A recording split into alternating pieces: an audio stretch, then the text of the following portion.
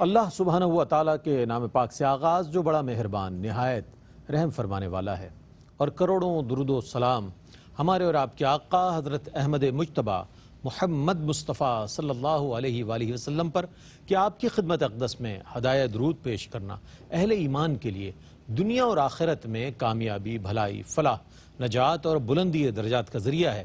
اللہم صلی علی سیدنا و مولانا محمد وعلی آل سیدنا و مولانا محمد وبارک وسلم۔ ناظرین محترم السلام علیکم ورحمۃ اللہ وبرکاتہ۔ میں ہوں آپ کا میزبان محمد رئیس احمد اور پیش کیا جا رہا ہے پروگرام روشنی سب کے لیے۔ آپ جانتے ہیں کہ پیر، منگل، بدھ یہ تینوں دن جو ہے موضوع رہا وہ دعوت و تبلیغ ہے، انتہائی اہم موضوع اور ایک ایسا موضوع کہ جو ہر دور کا اور ہر زمانے کا موضوع ہے، اور اسلامی سلطنت میں تو اس کو بڑی اہمیت حاصل رہی ہے۔ تمام خلفائے راشدین نے اس کو بہت زیادہ پیش نظر رکھا، پھر جتنے اہل اللہ ہیں اللہ والوں نے اس کو بہت پیش نظر رکھا، اور آج بھی وہ لوگ کہ جو اصلاح چاہتے ہیں اور مسلمانوں کا ایک ایسا گروہ تیار کرنا چاہتے ہیں کہ جو اللہ کی توحید اور رسول کریم صلی اللہ علیہ وآلہ وسلم کی رسالت پر یقین رکھتے ہوئے شریعت مطہرہ پر عمل کرے، وہ لوگ اپنی اس ذمہ داری کو انجام دے رہے ہیں۔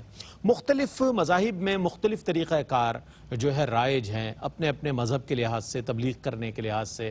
کچھ لوگ لٹریچر تقسیم کرتے ہیں، کچھ لوگوں کے ہاں اسپیچز ہوتی ہیں، کچھ لوگ مختلف انداز اختیار کرتے ہیں، اجتماعات ہوتے ہیں، اس میں تبلیغ کی جاتی ہے۔ لیکن قرآن نے جو اسلوب دیا ہے تبلیغ کا، دعوت و تبلیغ کا، وہ کیا ہے، اور قرآن کس طرح اس کی رہنمائی کرتا ہے، اس حوالے سے مسلمانوں کی یہ ایک بہت اہم بات ہے۔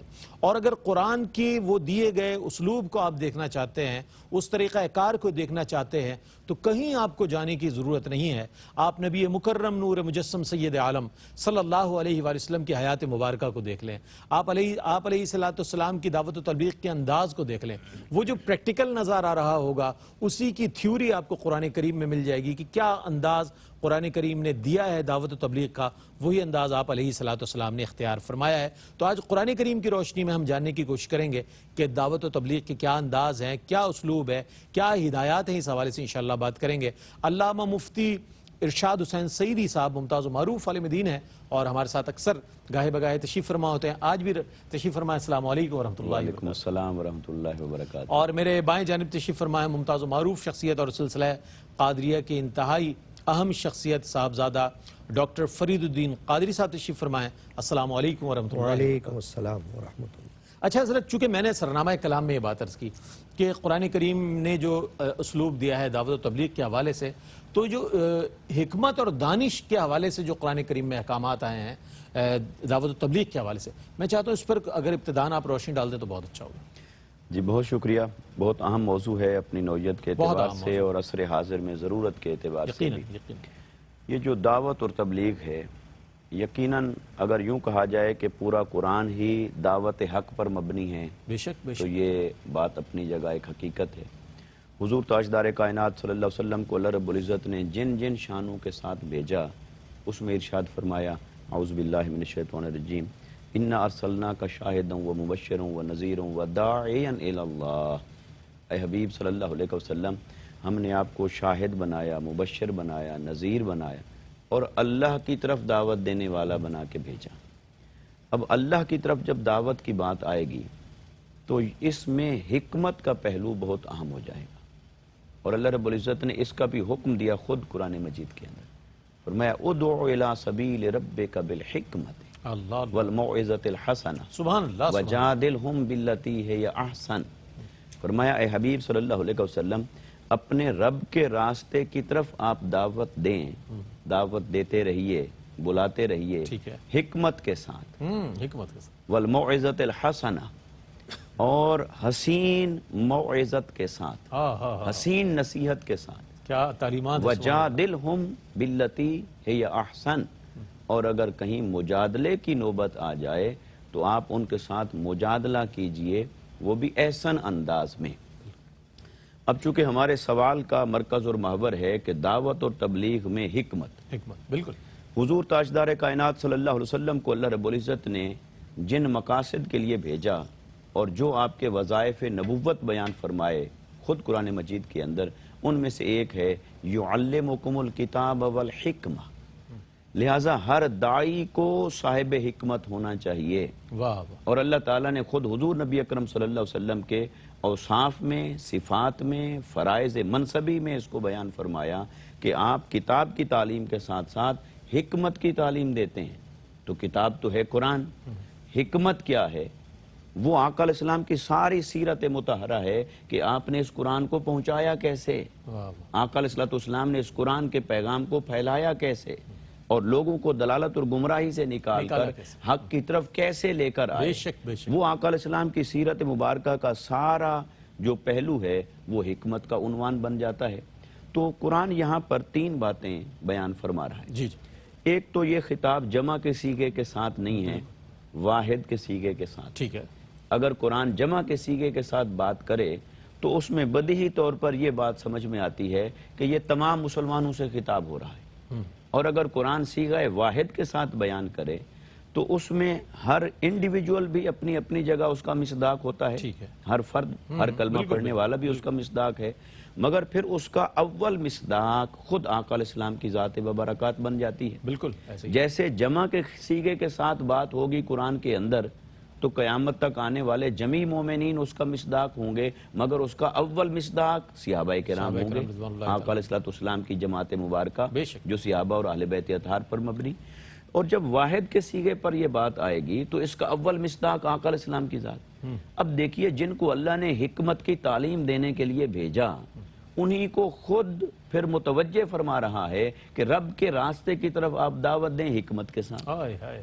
یعنی پھر کانشس کیا جا رہا ہے، یہ اس کی اہمیت کے پیش نظر ہے کہ آپ حکمت اختیار فرمائیں. سبحان اللہ سبحان اللہ. اور پھر اس کے بعد دیکھیں حکمت کے بعد پھر فرمایا والموعظۃ الحسنہ.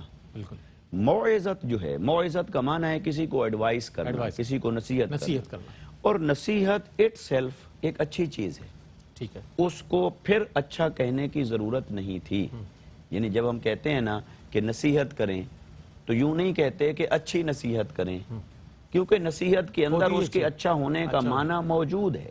نصیحت کہتے ہی اسی کو ہیں جو اچھی بات ہو، جو خیر خواہی پر مبنی ہو، جو بلائی پر مبنی ہو.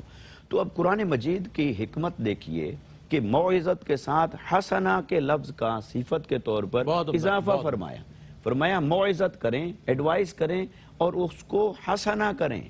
اور پھر اس سے اگلی بات، جب آپ کسی کو نصیحت کریں گے تو وہ آرگومنٹ ہوگا تو ممکن ہے اختلاف بھی ہو سکتا ہے، اور اختلاف ہو سکتا ہے اور شدت اختیار کر سکتا ہے. اب وہ اگر مجادلے پر جا پہنچے، مجادلہ کہتے ہیں جھگڑے پر جا پہنچے تو پھر قرآن نے حکمت کے لیے کیا بیان فرمایا وَجَادِلْهُمْ بِالَّتِي هِيَ احسن. احسن جو ہے یہ سپرلیٹیو ڈگری ہے. حسنہ سمپلی معنی دیتا ہے اچھا ہونا، اور احسن اس کی سپرلیٹیو ڈگری ہے کہ بہت بہترین، دی بیسٹ وے. اب موعظت کو قرآن نے نہیں کہا دی بیسٹ وے، مجادلے پر پہنچ کے قرآن نے کہا دی بیسٹ. پہلے کہا گڈ وے، پھر کہا دی بیسٹ، اور دی بیسٹ وہاں پہنچ کر کہا جہاں مجادلے کی بات کی. کیونکہ سائیکولوجیکلی جب آپ بڑے ٹھنڈے مزاج میں کسی کو ایڈوائز کر رہے ہیں تو پھر آپ اچھے انداز میں ہی کریں گے، اور جب مجادلے تک نوبت پہنچ جائے گی تو آپ کا لہجہ سخت ہو جائے گا. اور جہاں سائیکولوجیکلی سخت ہو جانے کا، شدت اختیار کر جانے کا امکان پیدا ہوا، وہاں قرآن نے اوور کانشس کرتے ہوئے اس کو سپرلیٹیو ڈگری کے ساتھ بیان کیا. فرمایا اگر کہیں مجادلے کی نوبت آ گئی ہے خبردار، پھر اس کو آسان انداز میں کرو، زبان نرم ہو، لفظوں کا انتخاب بہتر ہو، طریقہ اچھا ہو. ہتھوڑا نہیں مارنا کسی کو نیکی کی طرف لانے کے لیے، اس کو پیار سے بلانا. اور آقا علیہ السلام نے اخلاق اور پیار سے ہی بلایا تو مسلمان ہوئے.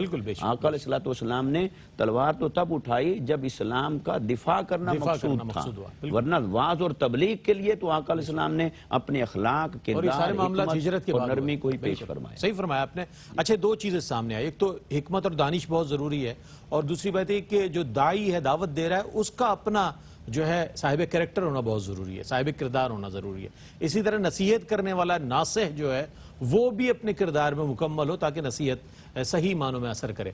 اچھا، دوسری بات یہ کہ ہم یہ سنتے ہیں اور دیکھتے ہیں، اور یہی بات ہے کہ قرآن کریم کے نزول کا جو عرصہ ہے عرصہ نزول جو ہے وہ کم و بیش 23 سال کے عرصے پر مشتمل ہے، یہ تدریجاً نازل ہوتا ہے۔ تو کیا یہ اس بات کی طرف بھی نشاندہی کرتا ہے کہ یہ جو دعوت و تبلیغ کا معاملہ ہے، یہ کام ہے، یہ بھی بتدریج ہونا چاہیے، چونکہ قرآن کریم کی آیات بھی اسی طرح آ رہی ہیں اور پھر لوگوں کو پہنچ رہی ہیں لوگوں تک، تو کیا فرمائیے اس حوالے سے؟ الحمدللہ رب العالمین والصلاة والسلام علیکہ یا رحمت العالمین۔ قرآن مجید کا جو نزول تدریجاً ہوا وہ تو عام طور پر یہی مشہور ہے کہ 2 بار ہوا ہے۔ پہلی بار تو لوح محفوظ سے آسمان دنیا پر ہوا ہے، جس کا ذکر سورۃ القدر میں ہے، لیکن اس کے بعد جو نزول ہوا ہے جیسے آپ نے فرمایا 23 سال والا، وہ بعد میں ہوا ہے، اس کو ہم کہتے ہیں تدریج کے ساتھ ہوا ہے، کہ وقت کے حساب سے، حالات کے اعتبار سے، واقعات کے اعتبار سے وہ تھوڑا تھوڑا کر کے نازل ہوتا رہا۔ اس میں کبھی پوری صورت بھی نازل ہوئی ہے، کبھی آیت بھی نازل ہوئی ہے، کبھی چند آیات بھی نازل ہوئی ہیں، تو وہ بھی سب تدریج کے اندر ہی آ جاتی ہے۔ تو یہ تو ہے قرآن مجید کو تدریجاً نازل فرمانا، یہ اللہ تبارک و تعالیٰ کی حکمت ہے، ورنہ اللہ تعالیٰ جس طرح چاہتا اگر وہ ایک بار کی نازل ہوا تھا، اور پھر یہ بھی علماء فرماتے ہیں کہ اللہ تعالیٰ چاہتا تو ہر ایک پر قرآن مجید کو روشن کر دیتا، مگر ایسا نہیں ہوا۔ قلب اطہر پر نازل ہوا رسول کریم علیہ السلام کے، اور وہاں سے امت تک پہنچا ہے۔ تو گویا کہ جو بنیاد ہے وہ تو رسول اکرم علیہ السلام کی ذات شریفہ ہے، جس پر اللہ تعالیٰ نے اس کا نزول فرمایا اور وہاں سے پہنچا۔ اب جو سوال آپ کا ہے کہ تبلیغ دین میں تدریج، تو اس کو ہم کہتے ہیں گریجولی کسی کو ایجوکیٹ کرنا۔ دیکھیے، اگر آپ تبلیغ دین کو اگر ایک طرف رکھیں، اگر دنیا کی بھی کوئی بات آپ کسی کو بتانا چاہیں اور وہ ایک دم سے اس کے اوپر تھوپ دے، تو ہو سکتا ہے اس کے سر سے گزر جائے، جب تک کہ آپ اس کو مثالوں سے نہ سمجھائیں، تمثیل سے نہ سمجھائیں۔ کوئی حکایت آپ دیکھیں، حضرت مولانا روم رحمۃ اللہ علیہ نے حکایات کی روشنی میں قرآن کا پیغام دیا۔ شیخ سعدی کا بھی یہی معاملہ، شیخ سعدی کا بھی، یعنی بزرگان دین نے جب سمجھانا چاہا تو کوئی طریقہ اختیار کیا۔ تو اسی طرح تبلیغ دین کے حوالے سے اگر ہم دیکھیں تو اس میں تدریج اس طرح ہے کہ اگر آپ کسی کو دین کی طرف لانا چاہتے ہیں، خاص کر غیر مسلم کو لانا چاہتے ہیں، تو اس وقت تو آپ کو یہ دیکھنا پڑے گا کہ اس کی جو پریویس لائف تھی وہ کس طرح کی تھی۔ یعنی یہ آبزرویشن بھی ضروری ہے۔ اگر آپ اجازت دیں تو ایک وقفہ لے لیتے ہیں، وقفے کے بعد جب لوٹیں گے تو انشاءاللہ حضرت ڈاکٹر صاحب اپنے جواب کو مکمل فرمائیں گے۔ آپ ہمارے ساتھ رہیے گا۔ آپ کا خیر مقدم ہے، دعوت و تبلیغ آج ہمارا موضوع ہے، اور ڈاکٹر صاحب فرما رہے تھے کہ جب کسی پر دعوت و تبلیغ کے حوالے سے بات کی جائے گی اور اسے حکمت کے ساتھ کوئی بات بتائی جائے گی تو اس کا پس منظر جاننا بہت ضروری ہے۔ داعی کے لیے اور مبلغ کے لیے بات ضروری ہے کہ وہ اس کا مشاہدہ اتنا قوی ہو کہ اسے معلوم ہو اس بات کا کہ اس کا بیک گراؤنڈ کیا ہے۔ کہ میں چاہتا ہوں جواب مکمل فرما دیں۔ وہ میں یہ عرض کر رہا تھا کہ اگر غیر مسلم کو آپ دین اسلام کی طرف مائل کرنا چاہتے ہوں تو ظاہر ہے کہ اس کی جو گزشتہ زندگی ہے وہ تو اس سے بالکل دور ہے، وہ تو دین اسلام کی تعلیمات سے ناواقف رہا ہوگا، وہ تو اپنے طور طریقوں پر رہا ہوگا۔ اب اس کو آپ جب دین اسلام کی طرف مائل کرنا چاہیں گے تو آپ کو تدریجاً اس طرح کرنا پڑے گا کہ سب سے پہلے جو بنیاد ہے وہ ہے توحید، رسالت، اس کی طرف اس کو مائل کرنا ہوگا کہ وہ یہ سمجھے کہ توحید یا وحدانیت کیا ہے۔ پہلے وہ اس کو تو سمجھے۔ دیکھیے، جب تک کوئی اللہ تبارک و تعالیٰ کی ذات پاک کی طرف دھیان نہ کرے، باقی چیزوں پر کیا دھیان کرے گا، باقی چیزوں پر کیا ایمان لائے گا وہ؟ کیونکہ ہر چیز اللہ تبارک و تعالیٰ کی ذات سے مناسبت رکھتی ہے، وہاں سے چل رہی ہے۔ تو توحید اور رسالت کا درس اس کو دینا ہوگا، اور یہ سمجھانا ہوگا کہ اللہ تبارک و تعالیٰ جو ہے وہی ایک اللہ ہے، اور اس کے علاوہ جو کچھ دنیا میں غیر جو دیگر مذاہب میں جو کچھ مانا جاتا ہے وہ درست نہیں ہے۔ تو اس طرف اس کو لانا پڑے گا۔ اس کے بعد پھر یہ دیکھنا پڑے گا کہ اس کے اندر جو اس کی اپنی قابلیت ہے وہ ہے کہ پہلے آپ اس کو فرائض کی طرف لگا دیں، تاکہ وہ یہ نہ سمجھے کہ بھئی اب مجھے پر تو ایک مصیبت آ گئی، میں اسلام کی طرف کیا راغب ہو رہا ہوں کہ یہ تو میرے کو پر کوئی بوجھ پڑ گیا۔ تو ہو سکتا ہے کہ بجائے نزدیک آنے کے وہ دور ہو جائے، خدا نہ خواستہ۔ تو ہمارا یہ مقصد نہیں ہونا چاہیے، ہمارا مقصد یہ ہونا چاہیے کہ اس کو توحید و رسالت کے بعد فرائض کی طرف پہلے لگایا جائے۔ یہ تدریج میں ہونا چاہیے کہ بھئی آپ یہ کریں کہ کم از کم فرائض عبادات جو ہے نا ان کو ادا کریں۔ صحیح. پھر اس کے بعد واجبات کی طرف واجبات کی طرف آ جائیں. پھر اس کے بعد سنن کی طرف سنن کی طرف آئیں. پھر اس کے بعد نوافل کی طرف کیا بات. تو تھوڑا تھوڑا جب کرتے رہے یہی حکمت ہے. لیکن حضرت معاذ بن جبل کو سرکار دو عالم صلی اللہ علیہ وسلم نے جب یمن کی طرف بھیجا تھا تو ان کو یہی ہدایت فرمائی تھی کہ تم پہلے اس طریقے سے ان کو دین اسلام کی طرف مائل کرو، ترغیب دو، اس کے بعد پھر ان کو آگے کی طرف چلاؤ، تاکہ ان کی اپنی دیکھیے ذہنی استعداد بھی ہوتی ہے کسی کی، قابلیت بھی ہوتی ہے کسی کی. اگر اس کی استعداد ایسی نہیں ہے کہ آپ اس کو یکمشت بہت سارے چیزیں بتا دیں اور تدریج کا خیال نہ رکھیں، تو ہو سکتا ہے کہ وہ یا تو مایوس ہوگا یا بیزار ہو جائے گا یا سست پڑ جائے گا، اور بجائے اس کے کہ وہ ساری چیزوں کے لیے وہ فرائض سے بھی غافل ہو جائے گا. تو اس لیے پہلے فرائض کی طرف لگانا ہے، اس کے بعد پھر یہ دیکھنا ہے کہ اچھا جب وہ نمازوں کی طرف لگ گیا اور وہ روزوں کی طرف لگ گیا کہ جو فرائض میں سے اب ذکر اللہ ہے، ٹھیک ہے نا، پھر ذکر خفی ہے، پھر ذکر جلی ہے، پھر اس کو یہ بھی بتانا ہوگا کہ بھائی تم ایسے کرو کہ اگر تمہارا دل چاہتا ہے ذکر خفی کو تو تم ذکر خفی ہی کر لو، بالکل. اور اگر تمہارا دل چاہتا ہے تم اس طرف مائل و رغبت تمہیں ذکر جلی کی تو تم ذکر جلی کی طرف آ جاؤ. ان دونوں میں کوئی دوئی نہیں ہے، دونوں میں کوئی فرق نہیں ہے، تفرقہ نہیں ہے، دونوں میں سے تم جس پر چاہے اس پر ہو سکے، تاکہ وہ یہ نہ سمجھے کہ صاحب یہ ایک کی شرط لگا دی تو مجھے تو یہی کرنا ہوگا، مگر حالانکہ میرا دل تو چاہتا ہے میں فلاں ذکر کروں. تو جب یہ ہم دیکھیں گے، ایک مبلغ یہ دیکھے گا، تبلیغ دین کرنے والا، کہ جو بات میں اس کو بتانا چاہ رہا ہوں اس دین میں اسی کوئی ممانعت نہیں ہے، تو اس کو اس طرف وہ لائے گا. بہت اچھی بات، دین میں کوئی ممانعت نہیں. بہت اچھی بات. جہاں یہ تمام چیزیں حکمت کے ساتھ بتائی جاتی ہیں، تمام فرائض دین اور واجبات اور سنن جس کے حوالے سے، اس کے ساتھ ساتھ آداب معاشرت بتائے جاتے ہیں، زندگی گزارنے کا اصول بتایا جاتا ہے. مبلغین کی طرف سے داعی جو ہوتے ہیں وہ زندگی گزارنے کے اصول بتاتے ہیں کہ اسلام نے پابندی نہیں آپ پر عائد کی ہے، آپ زندگی گزاریں شریعت کے اصول کو سامنے رکھتے ہوئے. اچھا یہ بات بھی ہے، ہم دیکھتے ہیں اگلے سوال کی جانب بڑھ رہے ہیں کہ ہیومن سائیکالوجی ہے، یہ طبع انسانی ہے کہ کسی بات کو اگر بار بار سنا جائے تو وہ بار سماعت ہو جاتی ہے. کسی بات کو آپ کسی شخص سے اگر کچھ کہیں گے تو وہ شخص سمجھے گا کہ یہ تو بہت آپ بار بار دہرا رہے، ریپیٹیشن ہو رہی ہے. اچھا قرآن کریم کا ایک انداز ہے کہ ہم تقوی کے لحاظ سے دیکھیں، عدل کے لحاظ سے دیکھیں، نماز کی پابندی کے لحاظ سے دیکھیں، ادائی کے لحاظ سے اور دیگر چیز فرائض دین کے حوالے سے دیکھیں تو بار بار اس کی ریپیٹیشن نظر آتی ہے. اس میں کیا حکمت ہے؟ قرآن کریم کا ایک اسلوب ہے، یہ کیا فرمائیے؟ جی بہت شکریہ. یہ بھی بہت اہم بات ہے دعوت کے اعتبار سے. اس میں دیکھیں جو تکرار کی بات آئی نا، اس کے کچھ اینگل ہیں، ہمیں اس طرف دیکھنا چاہیے. پہلی بات تو یہ کہ قرآن مجید کے اندر اصلاً کسی شے کا تکرار نہیں ہے. اصلاً قرآن مجید اور دیگر کلام، اس میں بڑا اسلوب کا فرق ہے کیونکہ یہ کلام الہی ہے. اللہ تبارک و تعالیٰ نے ایسا نہیں کیا کہ کسی ایک ٹاپک کے بارے میں اس نے جو کچھ فرمانا تھا وہ سب کسی ایک جگہ ہی تسلسل کے ساتھ نازل فرما دے اور بیان فرما دے. ایسا نہیں ہے کہ نماز کا ایک چیپٹر ہو، زکوٰۃ کا چیپٹر ہو، حج کا ایک چیپٹر ہو، جیسے عام کتب میں ہوتا ہے کہ ابواب کی تقسیم ہوتی ہے. کتابوں کا اسلوب ہوتا ہے کہ ایک بات آپ کرتے ہیں، اس کے جمیع جوانب، تمام پہلو آپ ایک ہی جگہ بیان کرتے ہیں. یہ اللہ تبارک و تعالیٰ نے اسلوب اختیار نہیں فرمایا کیونکہ وہ حکیم ہے، وہ انسان کی طبیعت کو جانتا ہے، اس کی فطرت کو جانتا ہے، وہ بنانے والا ہے. لہٰذا کیا ہوا کہ نماز کے مختلف پہلو مختلف مقامات پر نازل ہوئے، مختلف پہلو مختلف مواقع پر نازل ہوئے.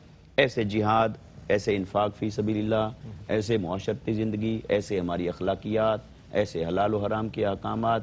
تو اللہ رب العزت نے اس میں تدریج رکھی جس کا بھی ذکر ہوا، ڈاکٹر صاحب نے خوبصورت انداز میں ذکر فرمایا.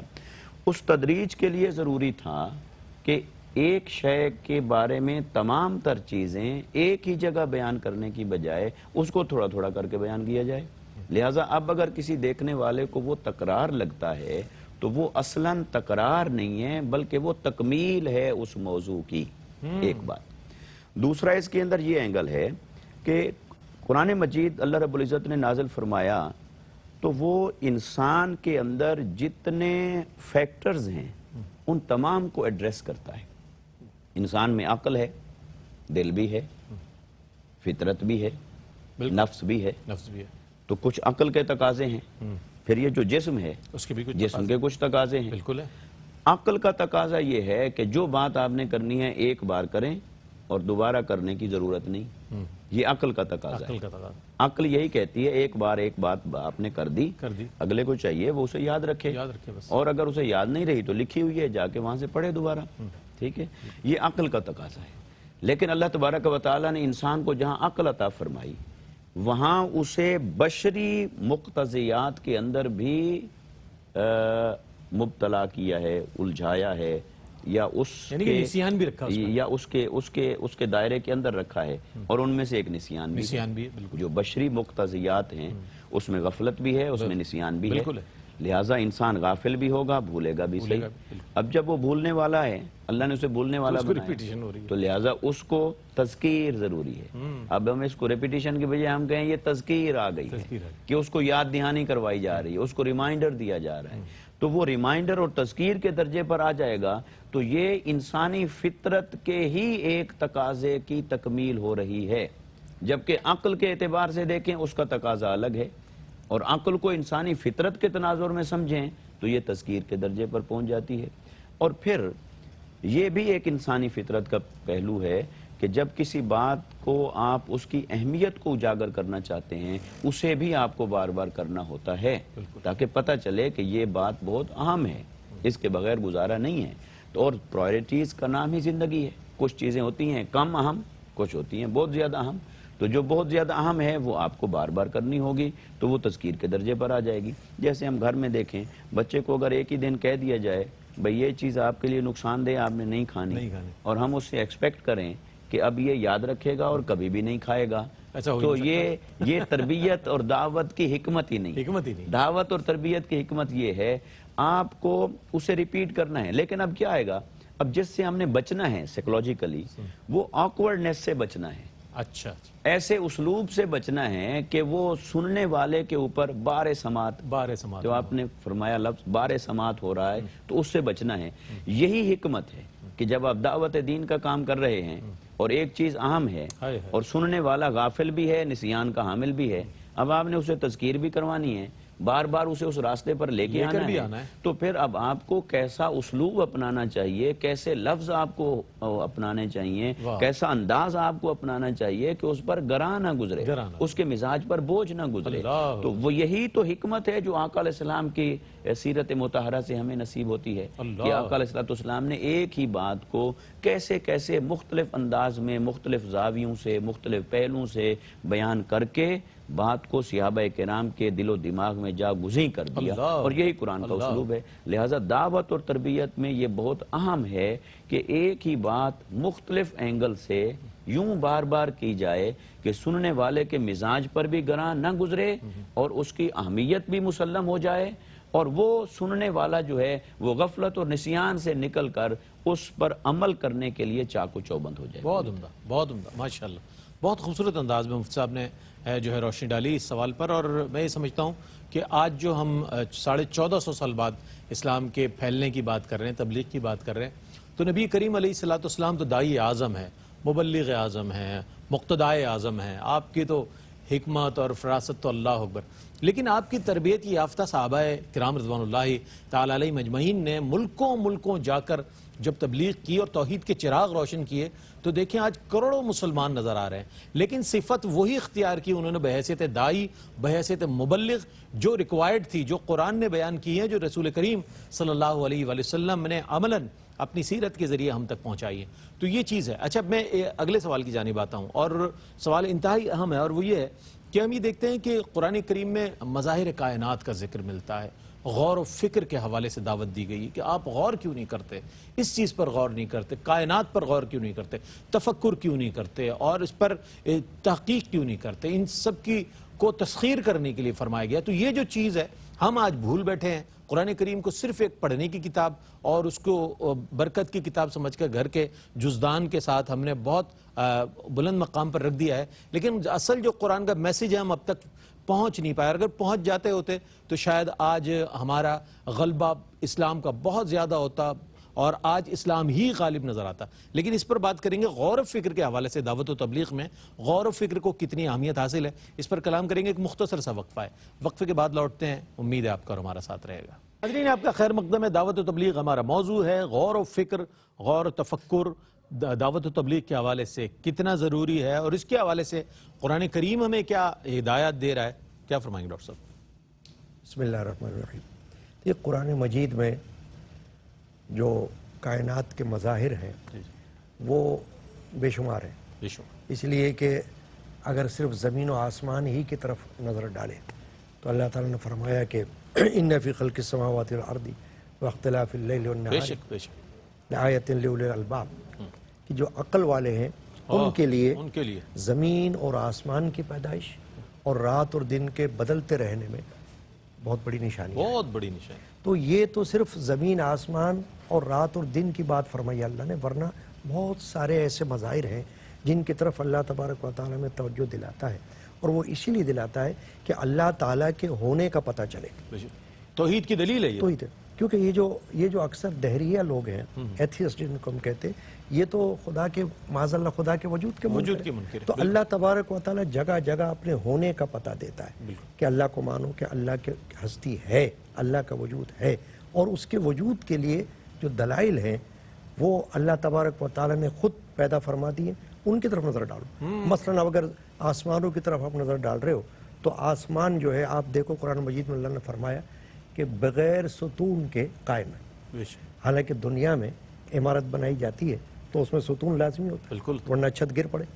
اور آسمان کی طرف جہاں بھی آپ نظر ڈالیں آپ کو آسمان ہی آسمان نظر آئے گا، آسمان در آسمان، مگر ستون کا نام و نشان نہیں۔ تو یہ اللہ تبارک و تعالیٰ کی جو ہے وہ ایسی صفت ہے جس کے لیے ایک بندے کو سوچنا پڑتا ہے کہ اللہ بھی ہے اور اس کی قدرت بھی ایسی ہے کہ وہ اگر چاہے تو آسمان کو بغیر ستون کے کھڑا کر دے۔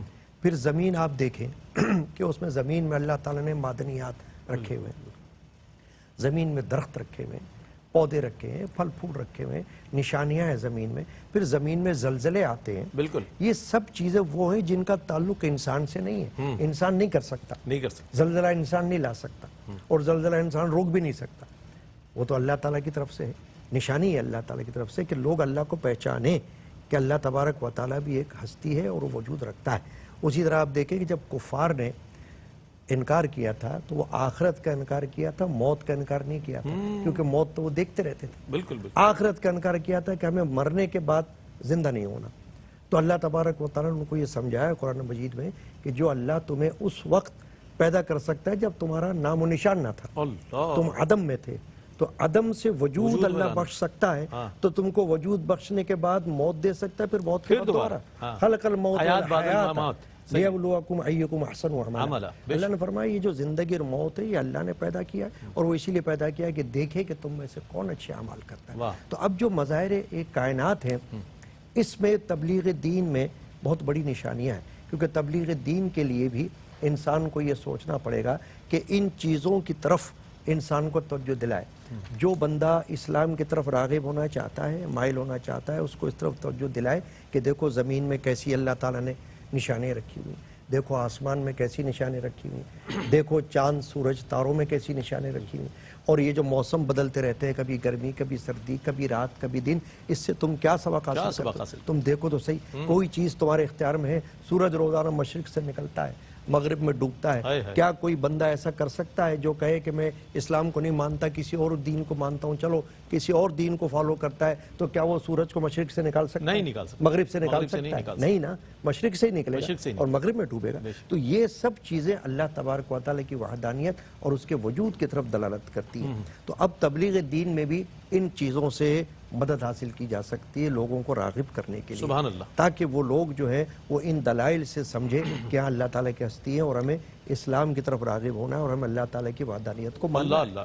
یہ توحید کے دلائل بھی ہیں، اور اللہ تعالیٰ کے حوالے سے یہ مظاہر کائنات پر اگر غور و فکر کرے انسان، آسمانوں کے پر غور کر لے، زمین پر کر لے، اس میں موجود معدنیات پر کر لے، اور اس پر موجود جتنی چیزیں ان تمام پر کر لے، پوری عمر گزار دے، اس کے باوجود بھی قرآن کریم کی سورہ رحمان کی آیہ مبارکہ سامنے آتی ہے کہ فَبِأَيِّ آلَاءِ رَبِّكُمَا تُكَذِّبَانِ، کہ اے گروہ جن و انس تم اپنے رب کی کون کون سی نعمت کو جھٹلاؤ گے۔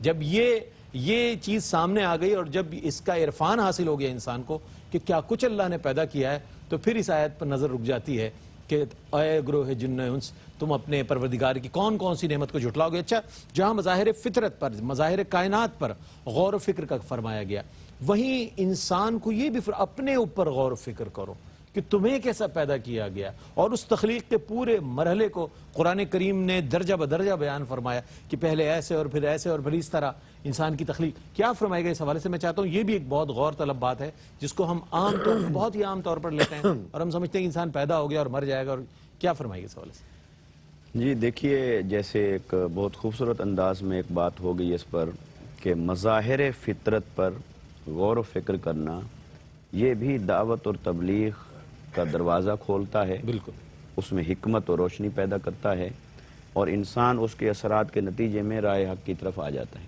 ٹھیک ہے۔ ایسے ہی اللہ رب العزت نے خود اپنے انسان کو اپنے اندر نشانیوں پر غور و فکر کرنے کی دعوت دی ہے۔ فرمایا سنوریہم آیاتنا فی الآفاق وفی انفسہم کیا بات، حتی یتبین لہم انہ الحق۔ فرمایا ان قریب ہم اس انسان کو نشانیاں دکھائیں گے آفاق کے اندر بھی، اور خود ان کے اپنے اندر، یہاں تک کہ وہ نشانیاں دیکھ کر اس نتیجے پر پہنچ جائیں گے کہ وہ ذات حق ہے، بے شک وہ حق ہے۔ اب انسان اپنے اندر غور و فکر کرے اپنی تخلیق پر، پیدائش پر، اور اگر اسے میڈیکل سائنس کے ساتھ کچھ رغبت ہے تو جو کچھ سائنس نے سرچ آؤٹ کیا ہے اس کو قرآن مجید کی تعلیمات کے تناظر میں بیٹھ کے دیکھے اور پڑھے تو اللہ رب العزت نے اپنے ہونے کی نشانیاں رکھی ہیں۔ لہٰذا یہ انسان اگر خارج سے کوئی نشانی نہ بھی پائے تو اپنے اندر سے اس کو نشانیاں ایسی نظر آ جائیں گی جو اسے حق کی طرف لے کے اپنے من میں ڈوب کر پا جا سراغ زندگی، اپنے من میں ڈوب کر وہ اگر میرا نہیں بنتا نہ بن اپنا تو بن۔ جی بہت خوب۔ تو لہٰذا انسان کے اندر بھی اللہ رب العزت نے یہ نشانیاں رکھی ہیں۔ پھر جو ایک دائی ہے، اس کا ایک اور اینگل انسان کے اندر غور و فکر کرنا، اس کو اگر ہم دعوت دین کے تناظر میں دیکھیں، ایک دائی کے تناظر میں دیکھیں، تو اب دعوت دین کا کام کرنے والے کو بھی چاہیے کہ وہ بھی جسے دعوت دے رہا ہے اس کے اندر غور و فکر کرے، جہاں تک اس کا مشاہدہ ساتھ دے، جہاں تک اس کی حکمت اور بصیرت ساتھ دے، جہاں تک اس کا شعور اور فہم ساتھ دے، وہ اس اپنے مدعو یعنی جس کو دعوت دے رہا ہے اپنے اس مدعو کو غور و فکر کرے، اس کا مزاج کیا ہے، اس کی طبیعت کیا ہے، یہ کون سی چیز سے اٹریکٹ ہوگا، کون سی چیز سے متنفر ہو جائے گا، کیونکہ اللہ تعالیٰ نے مزاج مختلف بنائے۔ بالکل، تو جب انسان کا جو خمیر ہے، آگ، پانی، ہوا، مٹی یا اجزائے ترکیبی سے، کسی میں آگ اور اس کی تاثیرات کا غلبہ ہے، کہیں پانی اور اس کے اثرات کا غلبہ ہے، کہیں مٹی اور اس کے اثرات کا غلبہ ہے، کہیں ہوا کا غلبہ ہے، کہیں تناسب کچھ ہے، کہیں تناسب کچھ ہے، یہ تو پیدا کرنے والے کے امر پر ہے، بالکل، اور اس کی رضا پر ہے۔ لہٰذا اسی سے مختلف مزاج وجود میں آتے ہیں۔ تو جب آپ جس کو دعوت دے رہے ہیں، جب ان میں سے تمام کا مزاج ایک جیسا نہیں ہے تو آپ کو دعوت دینے سے قبل ان کے اندر غور و فکر کرنا ہوگا کہ ان کے مزاج میں غور و فکر کریں۔ یہ جو سلاسل طریقت مختلف وجود میں آئے، یہ کیوں وجود میں آئے؟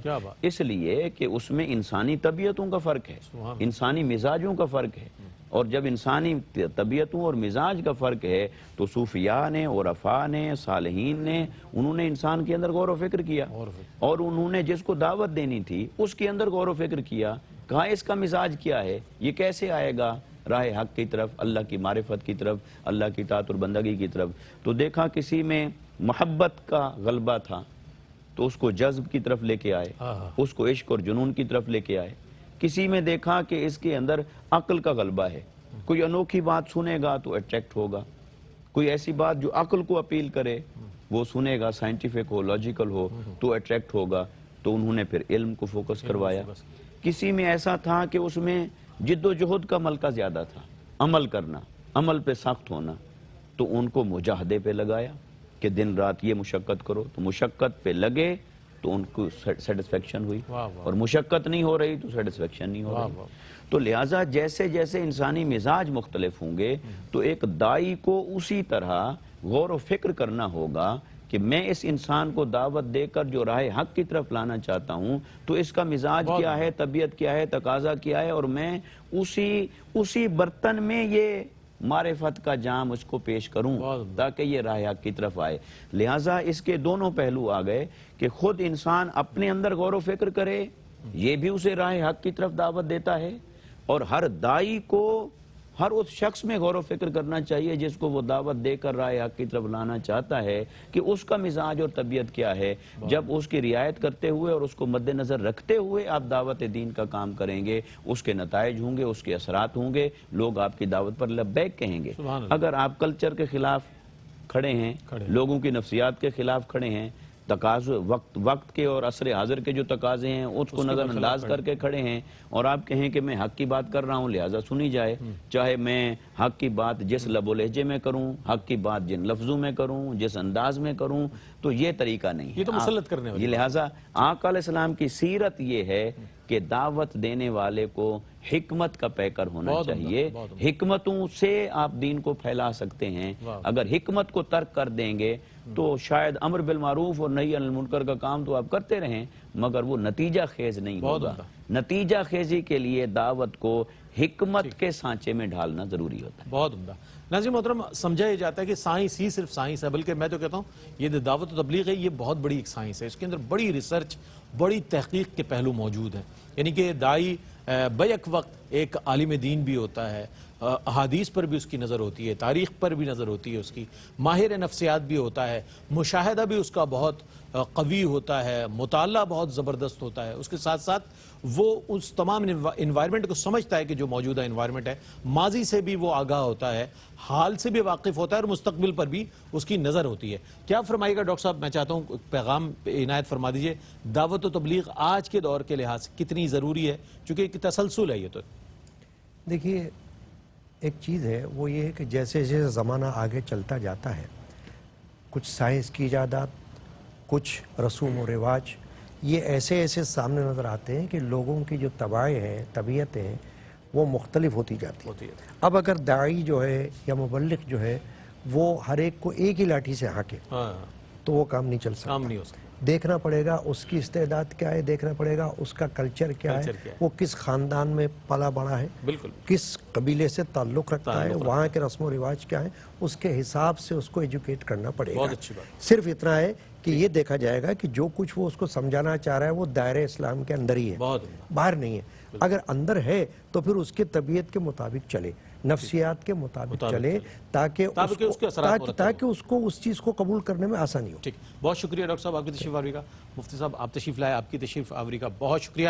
ناظرین محترم، آپ کو بتاتے چلیں کہ ماہ ربیع النور کے حوالے سے، ماہ ربیع الاول کے حوالے سے ARYQ TV بہت کمپیکٹ اور بہت ہی خوبصورت پروگرامز پیش کرنے جا رہا ہے، اور اس کے ساتھ ساتھ نقوش سیرت کے نام سے انشاءاللہ پروگرام پیش کیا جائے گا 8 بجے سے 9 بجے تک، یکم ربیع الاول سے لے کر انشاءاللہ 12 ربیع الاول تک، جس میں علماء حضرات ہمارے ساتھ موجود ہوں گے، ثنا خواں حضرات موجود ہوں گے. بہت ہی عمدہ گفتگو اور نبی کریم علیہ السلام کی سیرت کے مختلف پہلوؤں کو سامنے رکھا جائے گا. اور سمجھ لیجئے کہ میلاد کی ایک ایسی محفل ہوگی سیرت مبارکہ جس میں شامل ہوگی، حضور کی نعتوں کو شامل کیا جائے گا. تو نقوش سیرت انشاءاللہ ضرور دیکھیے گا، یکم ربیع الاول سے لے کر 12 ربیع الاول تک، اور انشاءاللہ آپ کا اور ہمارا اس میں ساتھ رہے گا. آج دعوت و تبلیغ کے حوالے سے بات ہوئی، اور جو کچھ سنا ہے اللہ تعالیٰ سے دعا ہے کہ اس پر ہمیں عمل کرنے کی توفیق عطا فرمائے. اس کے ساتھ ہی اپنے میزبان محمد رئیس احمد کو اجازت دیجیے. اللہ حافظ.